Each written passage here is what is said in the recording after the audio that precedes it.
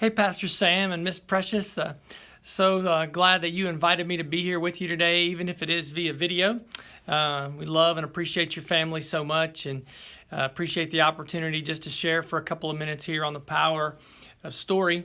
I apologize once again for not being able to make it. I had a friend in town and just couldn't break away today. But God gave me the leadership to write a book this past year, and in doing so, it's really a book to connect with newer Christians, newer believers, or people who are looking for a spark in their devotional life. And I'll give you just a story from this past Sunday. After giving people the opportunity to respond to the gospel this weekend, one of the members of our prayer team brought a guy named Michael up to me. And after people respond to the gospel, we give them a free copy of the book. And so Michael came up to me, and we talked for a couple of minutes. And he told me that was his first time to ever be in a Christian church.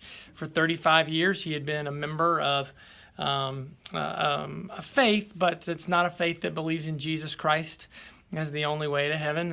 And so his first time in a Christian church, he responded to the gospel. He felt drawn to the message of Christ. And so we were thrilled for him. We were absolutely thrilled for him. I talked to him, prayed with him afterwards. Unbeknownst to me or anyone else in our church, Michael had an appointment that afternoon with an insurance agent, and that insurance agent also happened to be a member of our church. None of us knew that. None of us kind of knew or had connected the dots with one another, but at 2 o'clock that afternoon, this insurance agent shows up at Michael's house, knocks on the door for their appointment, and he opens the door. And the reason that I know this is because the insurance agent called me on Sunday night. He said, "You're never going to believe what happened to me today." And the way that the insurance agent, Matt, tells the story, he said, "I walked in and I met this guy, Michael, and after talking briefly for a couple minutes, Michael looked at me and he said, 'Man, do you go to church anywhere?'" And of course, Matt responded. He said, "Yeah, do you go to church anywhere?"